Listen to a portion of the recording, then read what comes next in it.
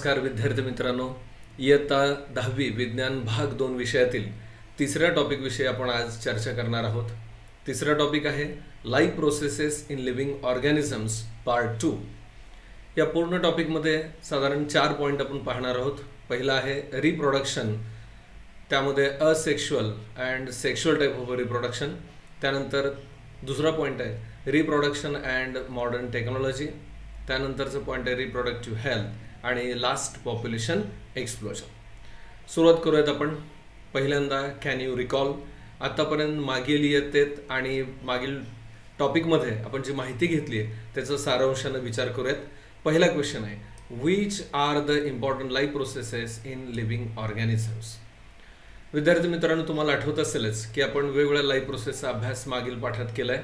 त्यामध्ये digestion, excretion, त्यानंतर circulation, reproduction या लाईफ प्रोसेसची आपल्याला माहिती आहे। त्यानंतर सेकंड क्वेश्चन आहे which life processes are essential for production of energy required by the body. Okay, so requirement of body for the production of energy is there that we know. आपल्याला ऊर्जा ही नितांत आवश्यक आहे, एनर्जी आवश्यक आहे, आणि ही प्राप्त होण्यासाठी दोन प्रोसेसेस आपल्या शरीरामध्ये आहेत किंवा कार्यरत असतात। ते म्हणजे रेस्पिरेशन आणि दुसरी न्यूट्रिशन। न्यूट्रिशनच्या सहाय्याने आपण अन्न मिळवतो आणि त्याचं ऑक्सिडेशन करून आपण एनर्जी मिळवतो। ओके, नेक्स्ट थर्ड क्वेश्चन आहे which are the main types of a cell division and what are the differences. मित्रांनो, तुम्हाला आठवत असेल की दोन टाइपचे सेल डिव्हिजन्स आहेत, एक मायटोसिस आणि दुसरी meiosis. So we have studied two types of the cell divisions, that is the mitosis and the meiosis. Then what is the difference in between them? Mitosis is a kind of a cell division in which the chromosome number is maintained constant. From a single cell, two cells are formed. If the parent cell is diploid one, so from the diploid single parent cell, two diploid daughter cells are developed in mitosis. While in case of meiosis, the chromosome number become half. That means from a diploid cell or the diploid parent cell, four haploid daughter cells are get developed. Okay, so this is the difference. And one more thing we can say in differentiating point, that mitosis is useful in the wound healing mechanism as well as the growth, where the meiosis is helpful in the reproduction process, that is in the gamete formation. Then next question, what is the role of a chromosome in cell division? So chromosomes याचा role हा sale division मध्ये काय आहे? Okay, so chromosomes are get separated, or we can say crossing over of the chromosome takes place during the cell division, and naturally we can say the genetic material is transferred to the next generation, or carrying the genetic material to the next generation is the main role of a chromosome. ठीक आहे, अनुवंशिक जे गुण आहेत ते पुढील पिढीमध्ये carry करणं हा क्रोमोसोमचा रोल आहे। Then we proceed to the next point. We have studied the various life processes in previous classes. Last class मध्ये मागच्या टॉपिक मध्ये आपण अभ्यास केला लाईफ प्रोसेसेस बद्दल, तुम्हाला माहित आहे। And all these life processes कुठलं पाहिले? Nutrition, respiration, excretion, then sensation and response, control and coordination. So these are the life process already we have studied and are essential to each living organism to maintain alive. प्रत्येक सजीवाला जिवंत राहण्यासाठी, त्याच्या अस्तित्वासाठी या वेगवेगळ्या लाईफ प्रोसेसेसची आवश्यकता आहे, हे आपल्याला माहित आहे. Beside these life processes, one more life process occurring in living organism and it is reproduction. See, this point is very important according to this topic. टॉपिकचं नावच आहे की ज्याच्यामध्ये आपण लाईफ प्रोसेसेस पाहतोय, आणि या टॉपिकमध्ये स्पेसिफिकली रिप्रोडक्शनवरती आपल्याला कॉन्सन्ट्रेट करायचं आहे. So number of life processes are there, but from that reproduction is the important life process is found in case of a living organism. However, reproduction does not help the organism to remain alive, but it helps to maintain the continuity of a species of that organism. रिप्रोडक्शनचा खरं तर दैनंदिन जगण्यासाठी उपयोग होत नाही किंवा जिवंत राहण्यासाठी उपयोग होत नाही, परंतु it helps to maintain the continuity of a species. म्हणजे एखादी प्रजाती, एखादी स्पेसिस याचं सातत्य टिकवण्यासाठी, मराठीमध्ये त्याला वीण टिकून राहण्यासाठी असं म्हणतात, की अनुवंश टिकून राहण्यासाठी त्या स्पेसिसच्या अस्तित्वासाठी ह्या प्रक्रियेची आवश्यकता आहे, म्हणजे रिप्रोडक्शनची आवश्यकता आहे. देन नेक्स्ट पार्ट आहे ऑब्झर्व. आपल्याला इथं काही डायग्राम दिले आहेत. Observe the pictures and tell the life processes which you identify. आपल्याला काम सांगितलं, याच्यामध्ये A, B, C आणि D या 4 डायग्राम आहेत. हे फोटोग्राफ पहा आणि काय आढळतंय तुम्हाला ते सांगा. पहा, पहिल्या डायग्राममध्ये काय दिसतं आपल्याला, तर एक प्लांट आहे जे वाढत आहे आणि त्या प्लांटपासून एक सेकंड ब्रँच आली आणि दुसरं प्लांट डेव्हलप होत आहे. आपण मित्रांनो पूर्वी अभ्यास केला आहे, यालाच आपण असेक्शुअल रिप्रोडक्शन किंवा व्हेजिटेटिव्ह प्रोपोगेशन असं म्हणतो, की एकाच प्लांट पार्टपासून दुसरं प्लांट तयार होणं. म्हणजे याच्यात आपल्याला पॉईंट सांगता येईल की असेक्शुअल रिप्रोडक्शनचं हे एक्झाम्पल आहे, की ज्याच्यामध्ये प्लांटच्या ब्रँचपासून किंवा रूटपासून नवीन प्लांट तयार झाला आहे. त्यानंतर बी डायग्राम आपल्याला दिसतंय. हेन, कोंबडी, त्याच्यामध्ये अंड देण्याची प्रक्रिया कशी होतीये, म्हणजे रिप्रोडक्टिव्ह सिस्टीम दाखवलेली आहे. अर्थात रिप्रोडक्टिव्ह सिस्टीम दाखवली म्हणजेच हे सेक्शुअल रिप्रोडक्शनशी रिलेटेड डायग्राम आहे, पण कशामधलं, ॲनिमलशी रिलेटेड आहे. त्यानंतर सी डायग्राम बघूयात. काय दिसतं याच्यात, तर एक सीड आहे आणि ते जर्मिनेट होत आहे. जर्मिनेट होताना याच्या वरच्या बाजूला इथं त्याचं शूट पार्ट म्हणजे झाडाचं खोड, पानं हे डेव्हलप होताना दिसत आहेत आणि खालच्या बाजूला जे आहे ते रूट्स आहेत. यात काय आढळतं आपल्याला, तर हे सेक्शुअल रिप्रोडक्शन इन प्लांट्स आहे. म्हणजे प्लांट्समध्ये फ्लॉवर येतात, त्याच्यामध्ये मेल फिमेल होल्स असतात, त्यांच्यामध्ये गॅमेट्स असतात की जे युनाईट झाल्यानंतर झायगोट तयार होतं, त्यानंतर एम्ब्रिओ तयार होतो आणि फ्रूट आणि त्याच्यामध्ये असणारी सीड. हे सीड ज्या वेळेला जर्मिनेट होतात त्यावेळेला नवीन पिढी निर्माण होते. So all this process is a sexual reproduction in plants. आणि लास्ट एक डायग्राम आहे डी. काय दिसतं पहा याच्यामध्ये, तर याच्यामध्ये सेल डिव्हिजनची प्रोसेस दाखवली आहे. सेल डिव्हिजनची कुठली प्रोसेस असेल अंदाज करा. यस, हे मायटॉसिस आहे. कारण एका पॅरेंटियल सेलमध्ये त्याचं जे जेनेटिक मॅटर आहे, क्रोमोसोम नंबर आहे, तो सुरुवातीला डबल होतो. त्यातला हाफ पार्ट एका साईडला, हाफ पार्ट दुसऱ्या बाजूला. अगोदर कॅरिओकायनेसिस होऊन 2 न्यूक्लियस वेगळे तयार होतात आणि नंतर सायटोप्लाझमिक डिव्हिजन होऊन 2 सेल तयार झालेत की ज्या पॅरेंट सेलच्या सारख्या आहेत. म्हणजे मायटॉसिस टाईपचं सेल डिव्हिजन आहे. ठीक आहे, म्हणजे या लाईव्ह प्रोसेसेस ज्या आहेत याची सारांशाने या टॉपिकच्या आधारे आपण या फोटोच्या आधारे माहिती घेतली. आपण नेक्स्ट पॉईंटकडे जाऊयात. Can you tell. परत काही आपल्याला प्रश्न विचारलेत, त्यांच्या आधारे आपल्याला पहिली काय माहिती आहे याचा अंदाज घेऊयात.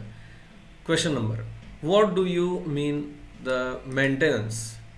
पहा, what do you mean by maintenance of a species. Maintenance of a species याचा अर्थ काय नेमका, तर मेंटेनन्स ऑफ स्पेसिस याचा अर्थ एखादी स्पेसिसचं सातत्य टिकवून ठेवणं. म्हणजे जी स्पेसिस आहे, जी एक विशिष्ट प्रजाती आहे, तिचं अस्तित्व टिकवण्यासाठी रिप्रोडक्शनची प्रोसेस आवश्यक आहे आणि ही एखादी स्पेसिस सतत पुढं चालू ठेवणं, त्याचं नवीन पिढी निर्माण करणं म्हणजे मेंटेनन्स ऑफ अ स्पेसिस आहे.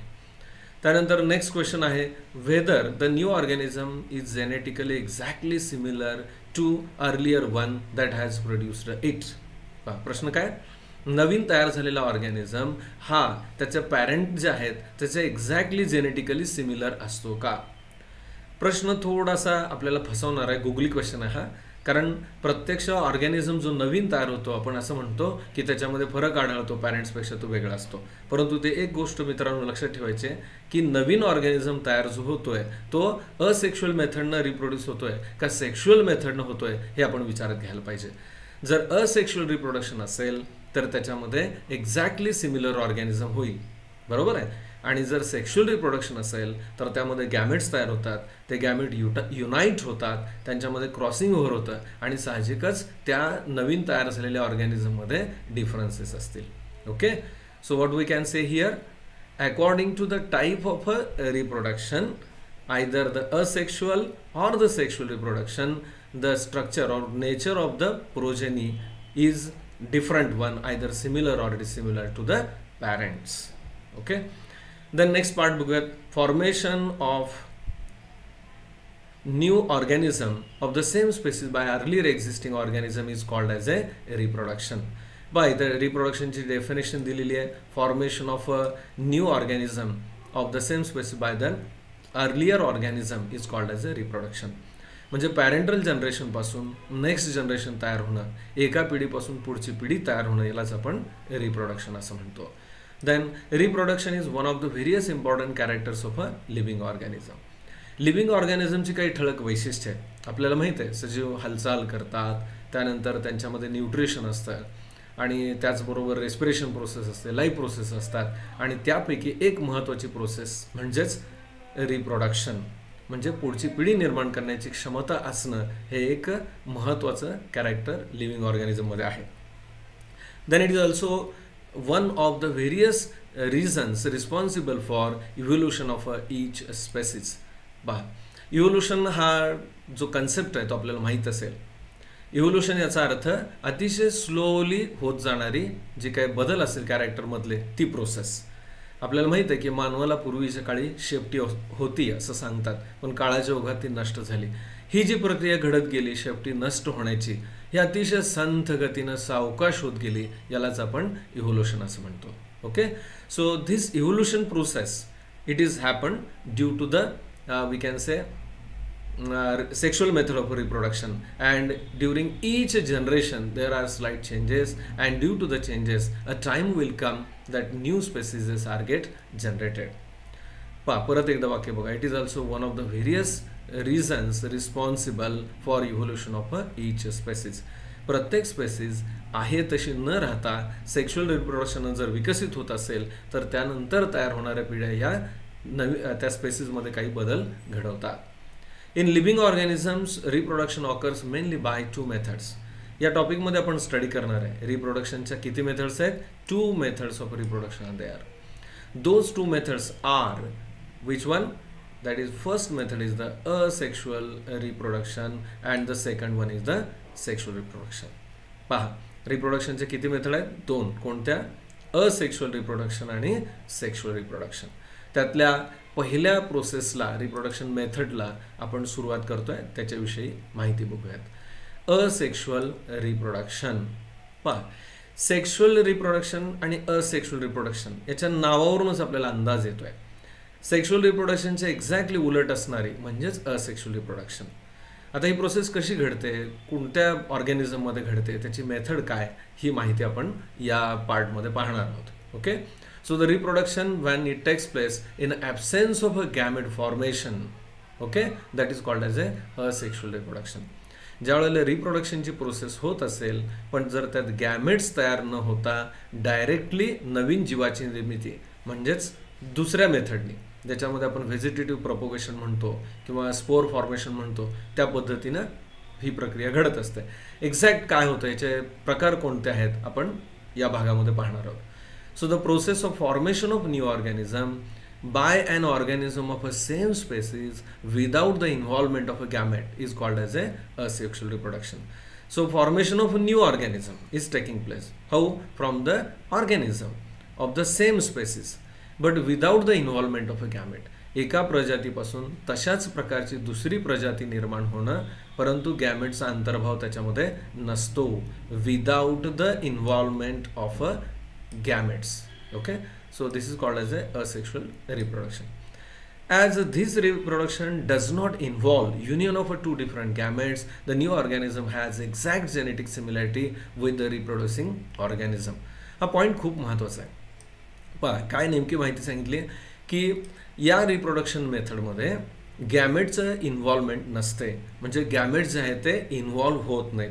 आणि जर गॅमेट्स इन्व्हॉल्व नाही झाले, त्यांचं फ्युजन जर नाही झालं, तर साहजिकच जेनेटिक सिमिलॅरिटी त्यांच्यामध्ये असणार नाही.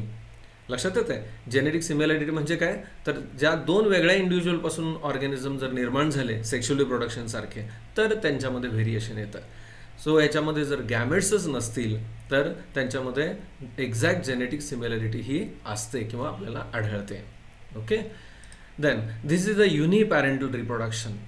असेक्शुअल रिप्रोडक्शनचं आणखीन एक वैशिष्ट्य असं आहे की आत्ता मी बोललो की याच्यामध्ये युनिपॅरेंटल म्हणजे एकाच पॅरेंटचा समावेश असतो. म्हणजे मेल फिमेल हे मेल आणि फिमेल गॅमेट्स तयार करतात सेक्शुअल रिप्रोडक्शनमध्ये आणि ते युनाईट होतात. परंतु याच्यामध्ये एकच पॅरेंट इन्व्हॉल्व होतो की ज्यामुळे तो गॅमेट तयार करत नाही. So this asexual reproduction method is a uniparental, एकाच पॅरेंटचा समावेश असतो. It occurs by mitotic cell division. आणखीन एक वैशिष्ट्य काय, असेक्शुअल रिप्रोडक्शन हे मायटॉटिक टाईपच्या सेल डिव्हिजननं किंवा मायटोसिसनं होत असतात. Then absence of a genetic recombination is a drawback, whereas fast process is the advance of this reproductive method. पहा, याच्यामध्ये जेनेटिक रिकॉम्बिनेशन होत नाही. का होत नाही? गॅमेट्स तयार होत नाहीत, गॅमेट्स एकत्र येत नाहीत. हा त्याचा ड्रॉबॅक आहे. ड्रॉबॅक का म्हणायचं आहे? तर गॅमेट्स एकत्र जर आले तर रिकॉम्बिनेशन झाल्यामुळं त्यांच्यामध्ये व्हेरिएशन येऊ शकतं, परंतु ह्यांच्यामध्ये व्हेरिएशन येत नाही आहे. हा याचा ड्रॉबॅक आहे. बरोबर आहे. परंतु त्याचबरोबर ही असेक्शुअल रिप्रोडक्शन मेथड जी आहे ती अतिशय फास्ट प्रोसेस आहे, हे याचं वैशिष्ट्य आहे. ओके, देन नेक्स्ट पॉईंटकडे आपण जाऊयात. Asexual reproduction in unicellular organism. Next point काय आपला, asexual reproduction in case of a unicellular organism. एकपेशीय सजीवांमधील अलैंगिक प्रजनन. त्याच्यामध्ये बरेचसे प्रकार आहेत मित्रांनो. आपण पहिला प्रकार बघूयात, बायनरी फिशन. बायनरी फिशन ही पद्धत आहे की जी असेक्शुअल रिप्रोडक्शनची फर्स्ट अगदी बेसिक मेथड आहे. इथं काही डायग्राम दिलेले, त्याच्या आधारे आपण हा कन्सेप्ट समजून घेणार आहे. एक ॲक्टिव्हिटी पण दिलेली आहे, त्याच्या आधारे आपल्या लक्षात येईल. डायग्राममध्ये काय दिसतं पहा, simple binary fission in amoeba. याच्यामध्ये हा पॅरेंट अमिबा इथं दाखवला पहा. हा ज्या पद्धतीने आपण मायटोसिस सेल डिव्हिजन बघितली, अगदी तशीच प्रोसेस किंवा तीच प्रोसेस इथं होते. या सिंगल न्यूक्लियस आहे, सायटोप्लाझम आहे. या न्यूक्लियसचे डिव्हिजन होऊन 2 न्यूक्लियाय तयार होतात आणि हे तयार झालेले जे 2 न्यूक्लियस असतील त्याच्या बाजूला सायटोप्लाझम वेगळं होतं. आणि या पद्धतीनं एका अमिबापासून 2 अमिबा तयार होतात. From a single parental amoeba 2 amoeba are get developed. So from single to 2, that is the by, that means it is called as a binary fission. Then this is the another organism, that is paramecium. So in case of paramecium, this is the parent paramecium which is get divided and 2 paramecium are get formed. So these are the 2 daughter paramecium. आता ही जी process आहे ती अगदी same असते, म्हणजे nuclear division आणि सायटोप्लाझमिक division होते आणि त्यांचे 2 भाग होतात. आता याच्यामध्ये ट्रान्सवर्स बायनरी फिशन हे पॅरामेशियममध्ये पाहायला मिळतं. आता याचा एक्झॅक्टली अर्थ काय पहा, पॅरामेशियमची जर स्ट्रक्चर पाहिलं तर साधारणतः मला वाटतं ही तुलना आपण स्लीपर चप्पलशी करू शकतो. बरोबर आहे. हे इलॉंगेटेड स्ट्रक्चर आहे आणि हे लॉन्जिट्युडनल लाईन जे आहे याला ट्रान्सवर्स हे होत आहे, म्हणजे आडव्या दिशेत होते, म्हणून याला नाव काय दिलं आहे, ट्रान्सवर्स बायनरी फिशन. हे पॅरामेशियमच्या बाबतीत आपल्याला आढळतं. ॲक्टिव्हिटी बघूयात आपण. Take a conical flask and collect water it from a pond having the stagnant water and the aquatic plants. एका कोनिकल फ्लास्कमध्ये जे तळं असेल, जिथं पाणी साठलेलं आहे, साठलेलं पाणी आहे, अशा ठिकाणचं पाणी आणि त्यातले काही प्लांट्स घेऊन या. Add some wheat grains and aquatic plants to it. त्याच्यामध्ये काही गव्हाचे दाणे आणि काही प्लांट्स जे आहेत ते टाका. Keep it for 3 to 4 days so that wheat grains and plants will decompose. आपण त्याच्यामध्ये 3-4 दिवस ते तसंच ठेवून द्यायचं कोनिकल फ्लास्क, की जेणेकरून त्याच्यामध्ये टाकलेले जे गहू असतील ते आणि बाकीचे प्लांट्स जे आहेत ते डिकॉम्पोज होतील, कुजतील. Early in the morning on 4th day, 4 दिवसानंतर सकाळी सकाळी काय करा, take a glass slide and put a drop of that water over it. त्याच्यावरती एक पाण्याचं थेंब घ्या स्लाईडवरती आणि कव्हर स्लिप ठेवा आणि पहा. Carefully put a cover slip on that drop and observe under the compound microscope. जे ते पाणी आहे तळ्यातलं साठवलेलं, त्या पाण्याचं थेंब स्लाईडवर घ्यायचा, त्याच्यावरती कव्हर स्लिप ठेवायचं आणि कंपाऊंड मायक्रोस्कोपच्या खाली ऑब्झर्व करायचं. You will be able to see many paramecia performing the binary fission. मित्रांनो, हे खरंच प्रोसेस खूप इंटरेस्टिंग आहे, आपल्याला बघायला पण ती नक्कीच आवडेल. आपण ज्या वेळेला ते पाहतो स्लाईडवरती पाणी काय आढळते तिथं, तर तो जो पाण्याचा थेंब ठेवलेला आहे पॉन्डमधील, तर त्याच्यामध्ये बरेचसे पॅरामेशियम हे बायनरी फिशन होताना आता जे आपण एक्सप्लेनेशन पाहिलं ना ते बघायला मिळतील. Then next prokaryotes, that is the bacteria, then protists like amoeba, paramecium, euglena, etc. and eukaryotic cell organelle like mitochondria and chloroplast perform as asexual reproduction by binary fission. हा पॉइंट महत्त्वाचा मित्रांनो, नीट लक्षात ठेवा. बॅक्टेरियामध्ये, अमिबामध्ये, पॅरामेशियम, युग्लिना, त्याचबरोबर युकॅरियोटिक जे sale organelles आहेत त्यामध्ये mitochondria आणि क्लोरोप्लास्ट जे आहेत यांच्यामध्ये स्पेसिफिकली असेक्शुअल रिप्रोडक्शन आपल्याला पाहायला मिळतं, की जे बायनरी फिशन मेथडनं होतं, म्हणजे आत्ता जे आपण पाहतोय त्या प्रोसेसनं. In this process, the parent cell divides to form two similar daughter cells. पण आतापर्यंत आपण चर्चा केली आहे, तुमच्या लक्षात आलं असेल की एका पॅरेंट सेलपासून दोन डॉटर सेल ज्या आहेत त्या तयार होतात की ज्या सिमिलर आहेत. Binary fission occurs either by mitosis or the amitosis. Binary fission जे होतं आहे त्याच्यामध्ये परत दोन प्रकार आपल्याला आढळतात, ते म्हणजे मायटोसिस किंवा अमायटोसिसमध्ये. नेक्स्ट पॉईंट बघूयात. Axis of fission or division is different in different protist. प्रोटिस्टाचे बरेचसे एक्झाम्पल आहेत. आपण मग अशा अमिबा एक पाहिलं आणि पॅरामिशियम पाहिलं. तर अमिबामध्ये त्याचं स्ट्रक्चर जे आहे ते इरेग्युलर आहे, परंतु पॅरामिशियम मात्र आपण पाहिलं लॉन्जिट्युडिनल, त्याच्यामध्ये ट्रान्सवर्स डिव्हिजन होते. आता जशी ट्रान्सवर्स डिव्हिजन होते तसं दुसरा एक ॲक्सिस म्हणजे लॉन्जिट्युडिनल ॲक्सिस, आणि हे एक्झाम्पल आहे युग्लिनाचं. युग्लिनाचं स्ट्रक्चर पहा, इलॉंगेटेड आहे, बरोबर आहे. पॅरामिशियमसारखं इलॉंगेटेड स्ट्रक्चर आहे. आपण मगाशी पाहिलं की पॅरामिशियमच्या बाबतीत या इलॉंगेटेड जे स्ट्रक्चर आहे हा लॉंग ॲक्सिस आहे, बरोबर आहे. तर त्याच्या ट्रान्सवर्समध्ये डिव्हिजन होते, म्हणून याला नाव काय बघितलं होतं आपण, ट्रान्सवर्स बायनरी फिशन. परंतु या युग्लिनाच्या बाबतीत काय होतंय, हे जरी लॉन्जिट्युडिनल ॲक्सिस असला तरी त्याच ॲक्सिसमध्ये त्याची डिव्हिजन होताना दिसते. पहा, या न्यूक्लियसचा पार्ट किंवा वरचा जो पार्ट आहे तो या लॉन्जिट्युडिनल ॲक्सिसमध्ये डिवाइड होतोय आणि त्याचे लांबीच्या दिशेत म्हणता येईल आपल्याला दोन भाग होत आहेत किंवा दोन युग्लिना तयार होत आहेत. Example, amoeba divides in any plane due to lack of a specific shape. मी आता बोललो अमिबा जो आहे त्याला नेमका आकार नाही आहे, त्यामुळे त्याला कुठलंही प्लेनचं रिस्ट्रिक्शन नाही, कुठल्याही प्लेनमधून तो डिवाइड होतो. Hence it is called as a simple binary fission. अमिबाच्या होती शब्द आपण काय वापरतो, simple binary fission. Well paramecium divides by transverse binary fission. पक्क लक्षात ठेवा, पॅरामिशियममध्ये कुठलं मेथड आहे, in paramecium there is a transverse binary fission. मला वाटतं कन्सेप्ट तुमच्या नक्की लक्षात आला असेल. Whereas Euglena by the longitudinal binary fission. युग्लिनाच्या होती काय होत आहे, बायनरी फिशनच आहे, परंतु ते लॉन्जिट्युडिनल आहे, म्हणजे त्याच्या लांबीच्या दिशेमध्ये त्याची डिव्हिजन होते. Next, binary fission is usually perform by living organism during the favourable conditions. पहा, हे बायनरी फिशन जे आढळतं हे केव्हा आढळतं, तर ज्या वेळेला त्या ऑर्गॅनिझमला फेवरेबल कंडिशन्स असतात, म्हणजे भरपूर खायला प्यायला अन्न आहे, भरपूर पाण्याचा पुरवठा आहे आणि त्याला शाश्वती असते की भरपूर पिढी जरी निर्माण केली तरी त्यांना भरपूर प्रमाणात किंवा पुष्कळ प्रमाणात अन्न उपलब्ध आहे, पाणी उपलब्ध आहे. See, the binary fission usually perform by living organism during the favourable conditions, that is the availability of a abundant food material and the water. ठीक आहे. त्यानंतर आपण दुसरा पॉईंट बघणार आहोत, तो म्हणजे मल्टिपल फिशन. मल्टिपल फिशन याचा अर्थ काय पहा, बायनरी फिशन तुम्हाला कळाले, बायनरी म्हणजे एकापासून दोन तयार होणार. मल्टिपल याचा अर्थ काय, यस, अनेक, एकापासून अनेक ऑर्गॅनिझम तयार होणे, एका पॅरेंटपासून अनेक नवीन जे जनरेशन असेल किंवा डॉटर अमिबा म्हणतोय आता आपण, हे तयार होतील. बघूयात आपण माहिती multiple फिशनबद्दल. Asexual reproduction by multiple fission is preferred or performed by the amoeba and other similar protists. पहिली गोष्ट, मल्टिपल फिशन हे अमिबामध्ये आणि त्याचबरोबर काही इतर प्रोटिस्टमध्ये पण आढळतात. Amoeba stops formation of pseudopodia and thereby movements wherever there is a lack of food or any other type of adverse condition. पहा, आपण असं म्हणालो होतो की बायनरी फिशन कधी होतं, ज्यावेळेला खायला प्यायला अन्न भरपूर असतं त्यावेळेला. आता हे मल्टिपल फिशन केव्हा होतं आहे, there is a lack of a food material, that is the scarcity, म्हणजे ॲडव्हर्स कंडिशन आहे. मुबलकता होती बायनरी फिशन, कमतरता आहे multiple fission. Okay. It becomes rounded and forms the protective covering around the plasma membrane.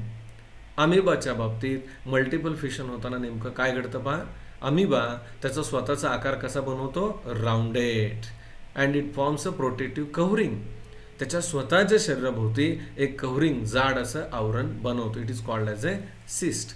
मला वाटतं मी जे सांगतो हे डायग्राममध्ये पाहिलं की आपल्या लक्षात येईल. हे पहा, पॅरेंट अमिबा ह्याचं स्ट्रक्चर हे इरेग्युलर आहे, याच्या बाहेरच्या बाजूला जे उंचवटे आहेत, प्रोजेक्शन्स आहेत, त्याला आपण काय म्हणतो, सीडोपोडिया. हे सगळे सीडोपोडिया प्लेन होतात आणि एक राउंडेड स्ट्रक्चर तयार होतं. त्याच्या भोवती जे कोटिंग तयार होतं हार्ड, मी आता बोललो ते म्हणजे cyst. So amoeba forms a coating around it which is called as a cyst.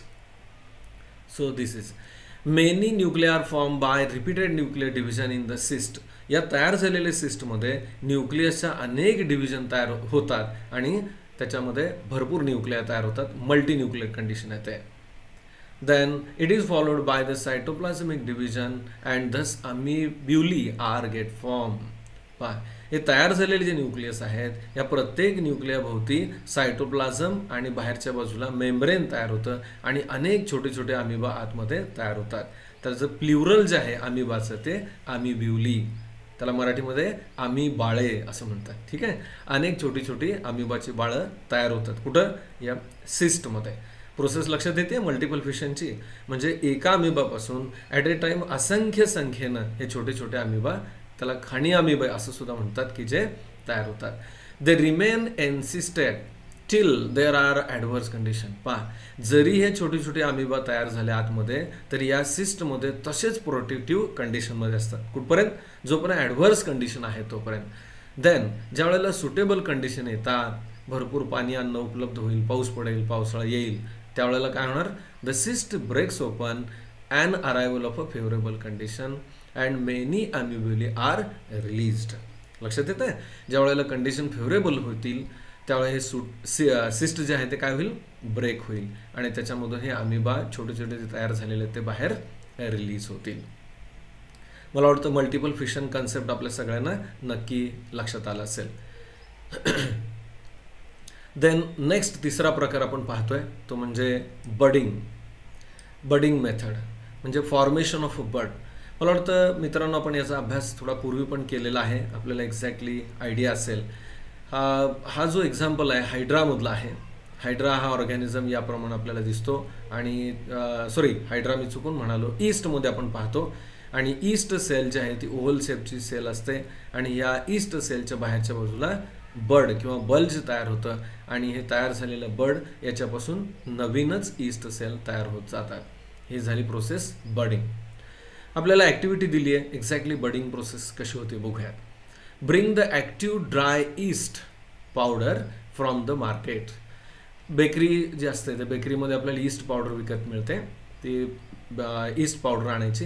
Then take 50 ml of lukewarm water in a conical flask. Conical फ्लास्कमध्ये ल्युकवॉर्म वॉटर म्हणजे त्याच्यासाठी सोल्युशन ज्याच्यात त्याला न्यूट्रिशन मिळेल असं ते पाणी घ्यायचं. Add 5 grams of active dry yeast powder and 10 grams of a table sugar to that water and mix well mixture. आणलेलं त्या जे पाणी सांगितलं आता त्याच्यामध्ये 5 ग्रॅम ड्राय ईस्ट आणि 10 ग्रॅम साखर मिक्स करायचे चांगलं आणि ते मिश्रण ठेवून द्यायचं. Keep the flask in a warm place and after an hour take a drop of that mixture on a clean glass slide. हे मिक्सचर तसंच ठेवून द्या किती? 1 तासभर आणि त्यानंतर त्या कोनिकल फ्लास्कमधलं एक वॉटरचा ड्रॉप स्लाइडवरती घ्यायचा आणि पाहायचा. Then put a cover glass on that drop and observe its under the compound microscope. जे आपण पाण्याचा ड्रॉप ठेवला त्याच्यावर कव्हर स्लिप ठेवा आणि कंपाऊंड मायक्रोस्कोपच्या खाली पाहायचं. काय दिसेल आपल्याला? साहजिकच त्या ईस्ट सेलचं बडिंगची प्रोसेस आपल्याला बघायला मिळेल की जे आता डायग्रॅममध्ये मी तुम्हाला सांगितले. You will see the yeast cell performing budding, that is a small bud coming out of a many parent cell. प्रत्येक पॅरेंट सेलमधून एक छोटीशी आउटग्रोथ किंवा बल्ज असं बाहेर आलेलं आपल्याला पाहायला मिळेल. इथं दाखवलं त्यांनी, इथं थोडंसं उंचवटा बल्जिंग तयार झालं आणि इथं मात्र हे बल्ज आणखीन वाढलंय की ज्याला आपण नंतर न्यू बर्ड तयार झालं असं म्हणतो. ठीक आहे. हे बाहेर उंचवटा किंवा बड तयार होत असताना एक महत्त्वाचा बदल आपण लक्षात घ्यायचा आहे की आतलं न्यूक्लिअर मॅटर जे आहे हे न्यूक्लिअर मॅटर इलॉंगेट होत आहे. खरं तर ते पहिल्यांदा डबल होतील क्रोमोसोम न्यूक्लिअर मॅटर आणि त्याची नंतर डिव्हिजन होते. बरोबर आहे. आणि पहिल्यांदा न्यूक्लिअर मॅटरची डिव्हिजन झाली की नंतर सायटोप्लाझमिक मॅटरची डिव्हिजन होते आणि साहजिकच नवीन पूर्ण ईस्ट सेल तयार होते. ही प्रोसेस अशीच रिपीटेडली चालू राहते आणि या ईस्ट सेलची चेनच तयार झालेली आपल्याला पाहायला मिळते. You will see the yeast cell performing budding, that is a small bud coming out of the many parent cell. Asexual reproduction occurs by the bud in yeast or the unicellular fungus. East जे आहे हे फंगसचं example आहे, ज्याला आपण फंगाय म्हणतो ना, त्या फंगायचं example आहे की जे फंगाय युनिसेल्युलर आहे. तर हे असेक्शुअल रिप्रोडक्शनची मेथड, बडिंगची मेथड ही ईस्टमध्ये पाहायला मिळते. Then yeast cell produces 2 daughter nuclei by mitotic division. आता मी सांगितलं तुम्हाला मायटोसिसचीच प्रोसेस तयार होते आणि 2 न्यूक्लिया तयार होतात. So as to reproduce by budding, म्हणजे 2 ज्या सेल्स आहेत ईस्ट सेल ह्या नवीन बडिंगच्या मेथड होतील. So this yeast cell is called as a parent cell. ज्याच्यापासून सेल तयार होतील नवीन, सुरुवात ज्याच्यापासून झाली ती काय आहे? Parent cell. A small bulge appears on the surface of a parent cell. आपण म्हणजे चर्चा केली आता, त्याच्यावरती बल्ज तयार होतो, तो वाढत जातो आणि प्रोसेस घडते. Thus bulge is actually a bud. तो जो बल्ज आहे त्यालाच आपण काय म्हणायचं? Bud. One of the 2 daughter nuclei enter this bud. आतमध्ये जे न्यूक्लियर डिव्हिजन झाली आहे त्या 2 न्यूक्लियसपैकी एक न्यूक्लियस हा या बल्जमध्ये किंवा बर्डमध्ये जातो. After the sufficient growth, bird separates from the parent cell and start to live independently as a daughter yeast sale.